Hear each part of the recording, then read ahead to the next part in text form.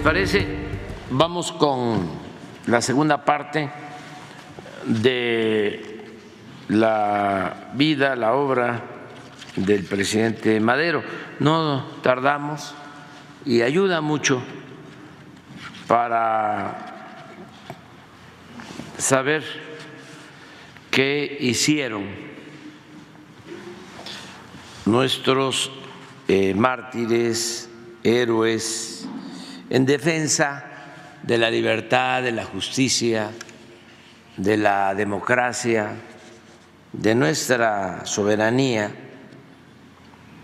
porque no puede gobernarse un país sin ideales, sin principios, sin una doctrina, y necesitamos recurrir a nuestra historia, que tiene muchas enseñanzas. Ya hemos hablado de cómo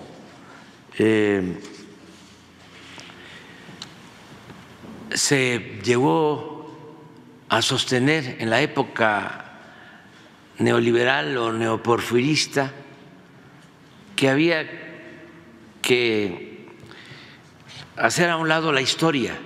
Se habló del fin de la historia.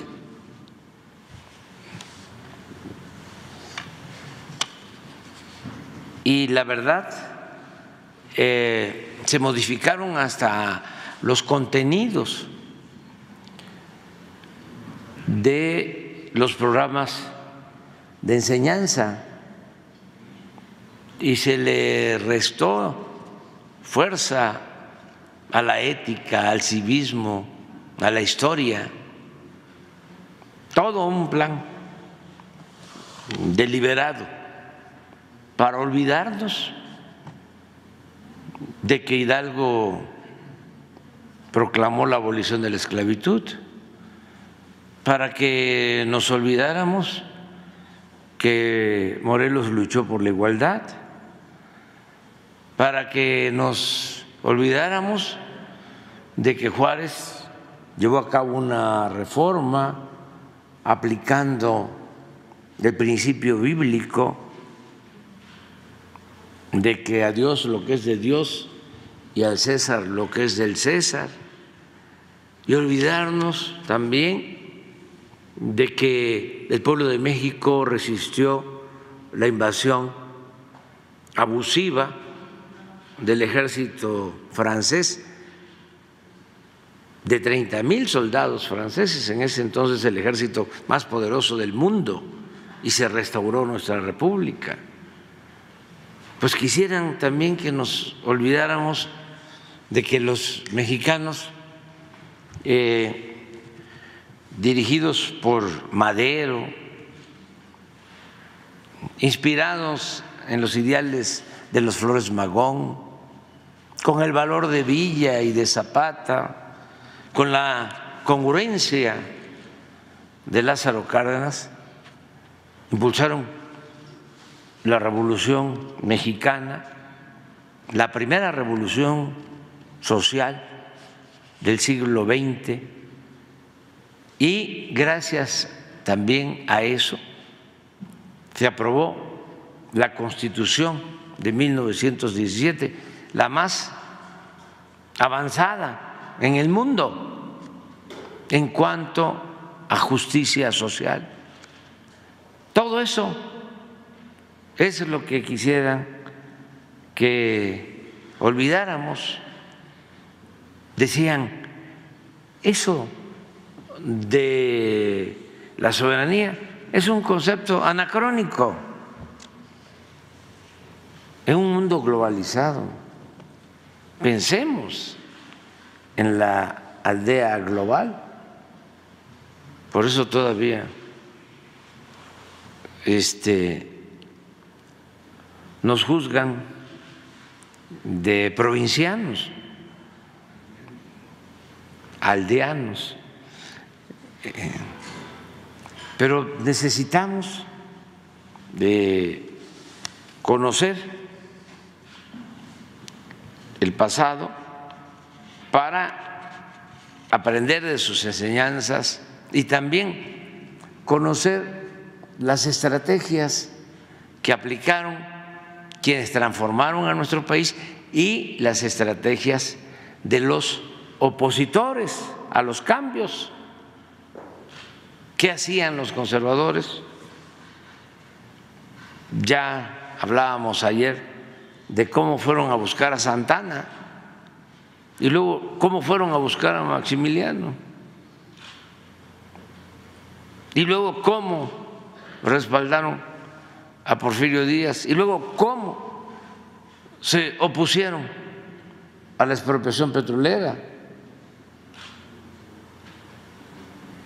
y cómo han actuado en los últimos tiempos, entregando, vendiendo, rematando los bienes de la nación, del pueblo de México, a particulares. Cómo han actuado como traidores a la patria. Madero fue un dirigente excepcional. Se entrevistó antes de la elección de 1910 con Porfirio Díaz. Y llega a la conclusión que no le quedaba más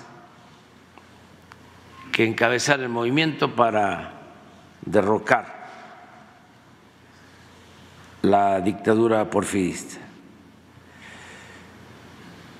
En una carta que escribe a su madre, a su mamá, en San Antonio, Texas, del 18 de abril de 1910, le cuenta, lo cito: con el general Díaz tuve una entrevista el sábado en la noche. La impresión que me causó el general Díaz es que está verdaderamente decrépito, que tiene muy poca vitalidad. De la cuestión política comprendí que no se puede hacer nada con él, que está empeñado en seguir adelante con su programa. Yo le dije que por mi parte nosotros seguiríamos igualmente el nuestro. Se trató igualmente de la orden de aprehensión contra mí y me dijo que tuviera confianza en la Suprema Corte. Por eso es importante la historia, porque aunque decía Marx que la historia no se repetía, solo en su versión caricaturesca, creo que este gran filósofo en eso se equivocó o le dio otro sentido, ¿no?, a su planteamiento. Me dijo que tuviera confianza en la Suprema Corte, a lo cual le contesté con una franca carcajada, diciéndole que no tenía ninguna confianza en la Corte. Parece que quiso varias veces asumir una actitud imponente y seria, pero nunca logró hacerlo, pues comprendió que conmigo no daban resultados esas bromitas. Te aseguro que desde la entrevista que tuve con él se han multiplicado mis esperanzas de triunfo. Hasta ahí la cita. Debe entenderse que las esperanzas de triunfo, entre comillas, expresadas por Madero, no se limitaban únicamente a ganar las elecciones, sino a preservar hasta cambiar al régimen. O sea, no era ingenuo Madero, sabía que era muy difícil ganar las elecciones con un régimen autoritario. No descartaba otras opciones, tan es así que su partido tomó por anticipado la decisión de integrar un grupo encabezado por Roque Estrada para recabar pruebas de anomalías que sustentaran un posterior juicio de nulidad de las elecciones. Además, desde su discurso de aceptación de la candidatura, Madero dejó claro que reconocería el resultado de las elecciones si se respetaba el voto popular, pero también advirtió, lo cito, que si el general Díaz, deseando burlar el voto popular, permite el fraude y quiere apoyar ese fraude por la fuerza, por el pueblo resuelto ya a hacer respetar su soberanía y ansioso, entonces, señores, estoy convencido de que la fuerza será repelida por la fuerza, por el pueblo resuelto ya a hacer respetar su soberanía y ansioso de ser gobernado por las leyes. Como era de esperarse, en esta última etapa se desata la represión. Apenas Madero inicia su gira electoral, es detenido junto con Roque Estrada en Monterrey y conducido a la cárcel de San Luis Potosí. Cuando visiten San Luis Potosí, vayan a la cárcel de San Luis Potosí. Ahí está la celda donde estuvo Madero. Es un centro cultural muy importante de visitar. Al mismo tiempo, otras prisiones del país se llenaron de antirreeleccionistas. Se calcula que llegó a haber entre 5,000 y 60,000 detenidos antes de la elección. De este modo, se realizan las elecciones primarias y secundarias con todas las de la ley, entre comillas. Y Díaz y Corral son declarados triunfadores para ocupar los cargos de presidente y vicepresidente de la República. En consecuencia, el 1 de septiembre de 1910 se presenta ante la Cámara de Diputados la solicitud de nulidad de las elecciones y se anexan como pruebas 190 documentos de un expediente de 600 páginas de extensión. La demanda, por supuesto, es rechazada sin que los legisladores usaran ni siquiera el famoso estribillo de que no podían admitirla por ser notoriamente improcedente. Acuérdense cómo dicen eso todavía. Notoriamente improcedente. Así las cosas, no había más que llamar a la rebelión, pero entre tanto se celebraban los ostentosos festejos de septiembre para conmemorar el centenario de la independencia. Y como si nada pasara, la aristocracia porfirista se dedicó a solazarse con las recepciones a misiones extranjeras y con los desfiles, banquetes y bailes de exhibición de modas y alhajas, quitados de la pena. Nadie presentía la tormenta.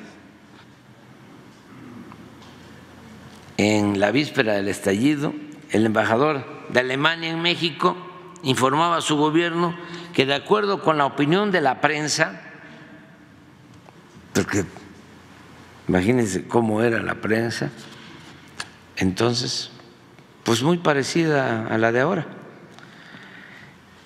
y de la opinión pública, decía el alemán embajador en nuestro país, una revolución general está fuera de toda posibilidad.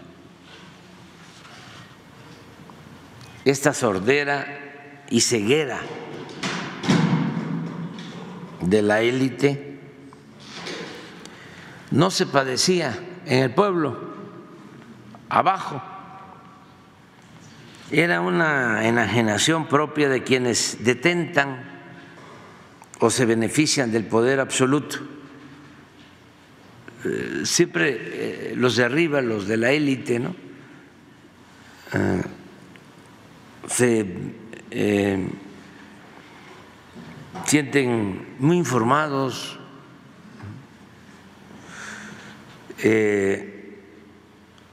pero están completamente desprendidos de la realidad, de lo que se dice en la calle, porque ya lo hemos dicho muchas veces, desprecian al pueblo. La gente del pueblo, por el contrario, pensaba y sentía de otra manera. Además, su aguda sensibilidad de presagiar siempre lo que se avecina, estaba atenta e interesada en la convocatoria para participar en la lucha de liberación. Y no solo se trataba de los más pobres, sino también de las clases medias, en donde el malestar era evidente. Un escritor italiano de Fumado, a ver si me ayudas, que lo metió preso el director del periódico porfirista, el más famoso periódico, El Imparcial, fíjense el nombre, El Imparcial, que llegó a tirar 120,000. Espínola, ¿no? Era el director, era famosísimo y recibía mucho dinero del gobierno, lo maiciaba Limantur. Esto lo pudo demostrar Espíndola, Rafael Reyes Espíndola, pero era famosísimo y persiguió a este periodista de Fumaro. A ver, busca, es italiano. El actual director de antropología, no Diego, del museo, es un buen historiador, escribió sobre esto. Lo metieron a la cárcel, ¿no? Porque fue capaz de narrar lo que era el porfiriato, pero ya había un ambiente en contra de todo lo que tenía que ver con el régimen, que hasta este Reyes Espíndola, que era el dueño, director del Imparcial, estamos hablando de un periódico que tiraba 120,000 ejemplares diarios. No hay ningún periódico hoy que tire 120,000 ejemplares diarios. Entonces tenía todo el control una especie de lo que fue Televisa en su momento.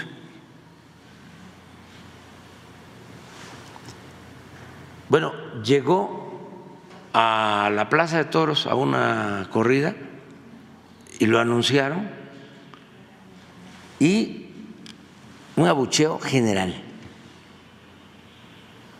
Ya había un ambiente y los que van a la Plaza de Toros pues son de clase media, ¿no? O mayoritariamente media y alta. Ese era el ambiente que había ya antes del estallido revolucionario. Desde luego,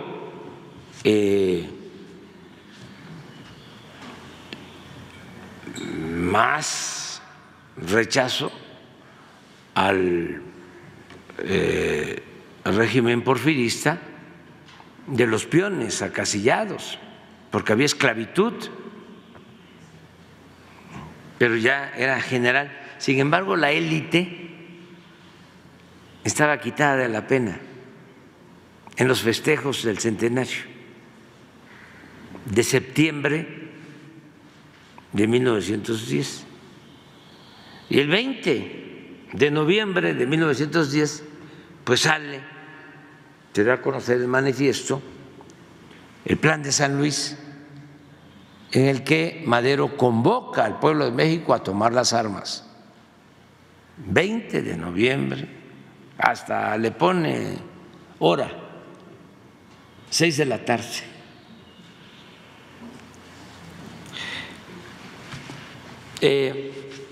Madero y Roque Estrada están en la cárcel, salen de la cárcel, y en San Antonio se redacta el Plan de San Luis y se da a conocer. El plan explica así, de manera sencilla, es muy amplio, pero dice: México está gobernado por una tiranía que ha pretendido justificarse a sí misma con los beneficios de la paz y de la prosperidad material. Por eso siempre, y esto es para los jóvenes, es progreso con justicia, porque progreso sin justicia es retroceso. Pero esa paz, decía el Plan de San Luis, o se lee en el Plan de San Luis, no descansa en el derecho, sino en la fuerza. Y esa prosperidad solo beneficia a una minoría, no al pueblo ni a la nación.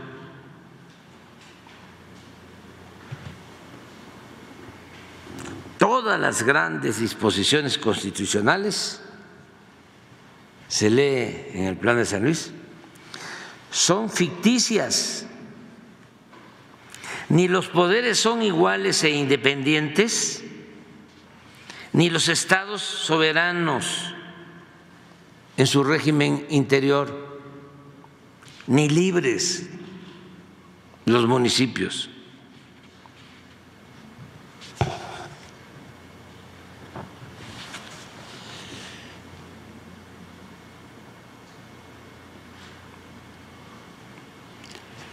Como la respuesta de la dictadura fue perseguir y encarcelar a los líderes del movimiento antireeleccionista e impedir la democracia,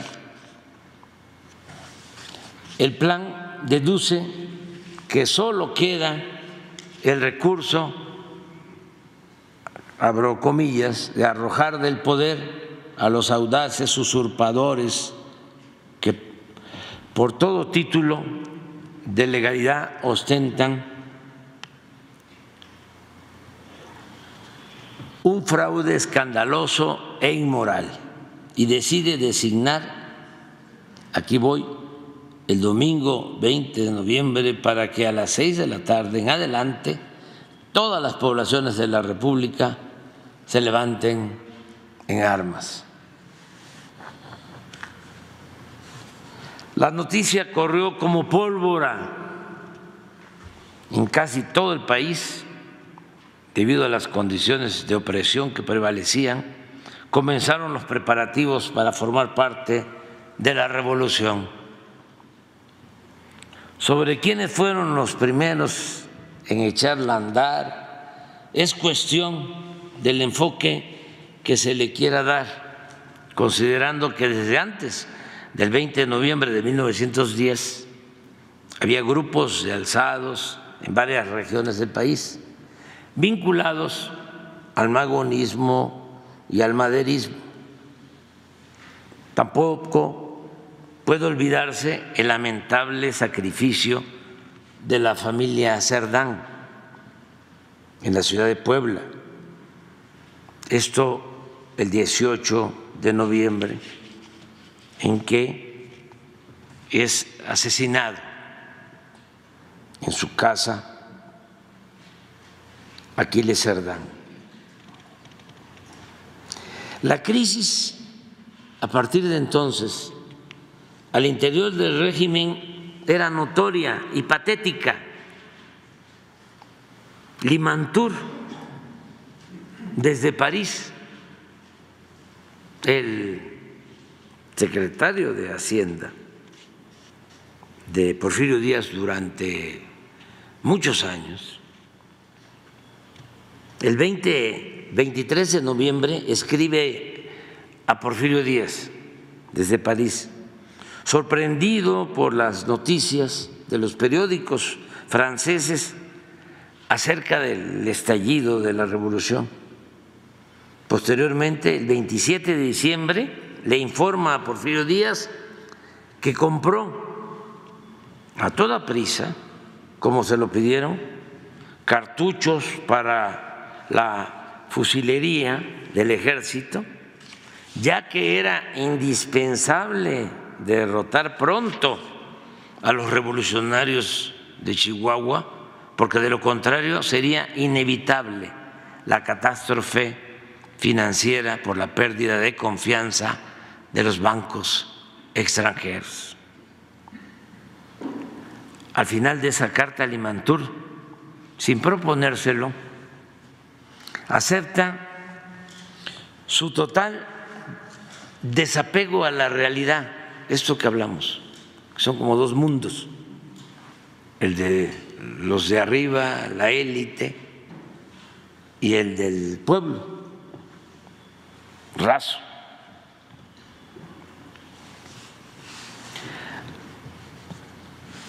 Como suele pasar con casi todos aquellos que viven en el mundillo de las finanzas.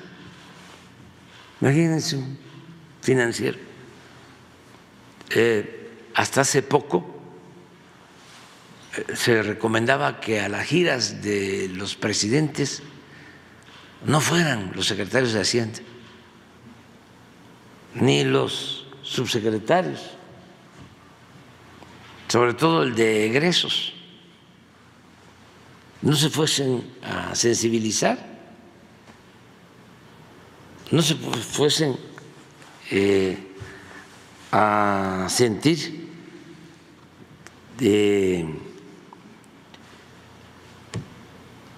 mal al ver la pobreza, y esto los llevara a destinar recursos en favor de los pobres.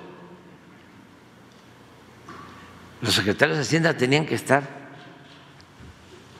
aquí, donde está el despacho de Limantur, que todavía sigue siendo ahí el despacho del secretario de Hacienda, y tener en la antesala a empresarios, a banqueros, pero no ir a las giras para no darse cuenta de la realidad.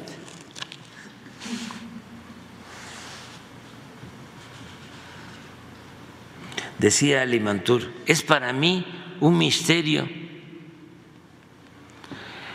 insondable la causa determinante del éxito relativo obtenido por los descontentos. ¿sí? ¿Qué pasó?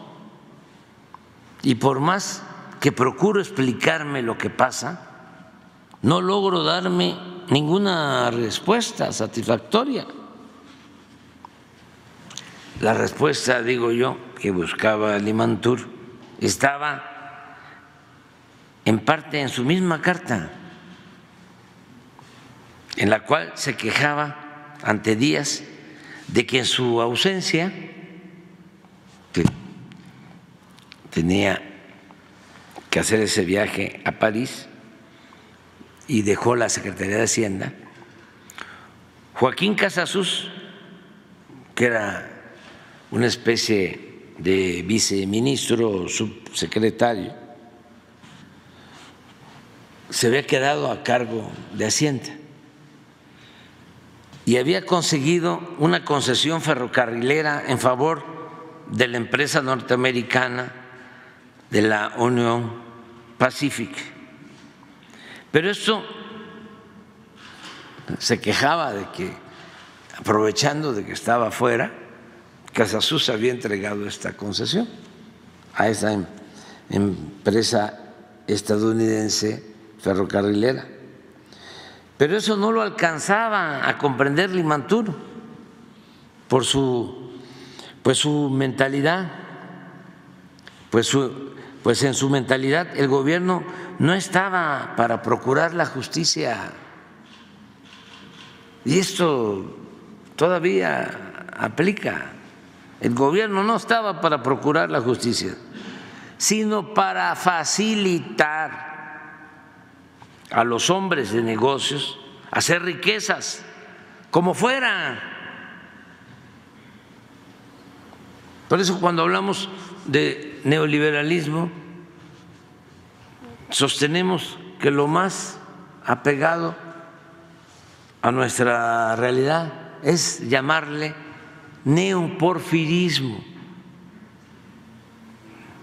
No es nada nuevo, fue lo que se aplicó, la política económica que impusieron desde 1983 hasta 2018, llamada neoliberal, es exactamente lo mismo, es una calca de la que se aplicó en los 34 años del porfiriato.